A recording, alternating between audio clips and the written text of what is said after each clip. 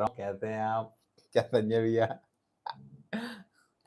तो आपको ज्ञात होगा दोस्तों कि 4 अगस्त 2025 दिन सोमवार या कहें आखिरी सावन सोमवार को हम सभी मिलने वाले महादेव घाट में, और महादेव घाट से हमारी कांवड़ यात्रा शुरू होने वाली है। बिरजू काका के बिना कैसे संपन्न होगी? ठीक है, तो उम्मीद है आप सबको सूचना मिल चुकी होगी और कल सुबह हम सब मिलेंगे महादेव घाट में। तो बस यही बोलना था, लास्ट आप लोग से ज़्यादा से ज़्यादा संख्या में आइए। और आप सबको तो पता है अगर आप नहीं आएंगे तो क्या होने वाला है। बहुत सी बातें अभी चल रही है व्हाट्सएप ग्रुप्स में अलग अलग कि 5,000 वैकेंसी का नोटिफिकेशन आने वाला है वगैरह वगैरह, या कला के पद आने वाले हैं या साइंस के पद आने वाले हैं, कला के नहीं आएंगे, साइंस के नहीं आएंगे। दुनिया भर का चोचला चल रहा है, इस पर ध्यान मत दो।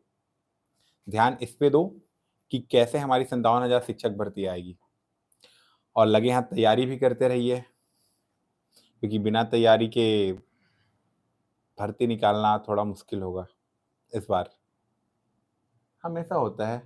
संजय भैया पीछे से टॉन्ट मार रहे हैं, यार हम तो भर्ती निकाल के भी खाली बैठे हैं बोल रहे हैं।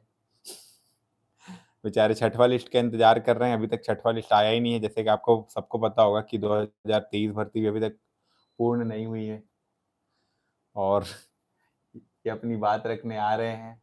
जल्दी आइए। अरे क्यों लजा रहे हैं सर, आइए।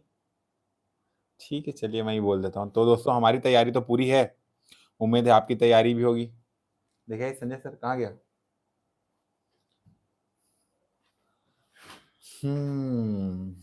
चलिए आपको दर्शन करवाते हैं हमारे प्रिय मोदी जी। देखिए मोदी जी क्या बोल रहे हैं, इस बार तो 57,000 शिक्षक भर्ती का नोटिफिकेशन आएगा बोल रहे हैं मोदी जी। और नहीं आएगा तो हम तो लाएंगे, क्योंकि वादा आपने किया और हम आप ही से पूरा कराएंगे। और ये कौन है जी?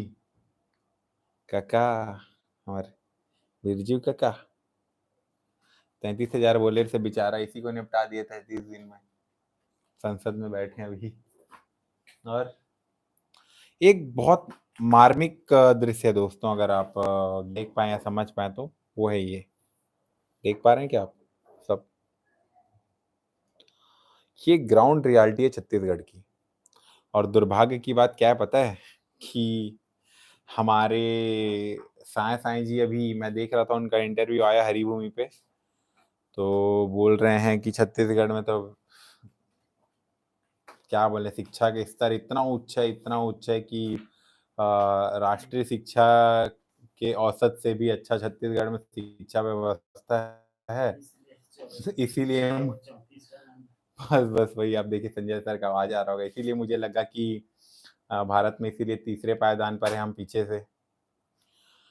तो ये सब तो बातें होती रहेगी। अब धीरे से मैं कुछ व्यक्तिगत कारणों के कारण यूट्यूब पे ज़्यादा एक्टिव नहीं हो पा रहा था, लेकिन अब पुनः एक्टिव हूँ।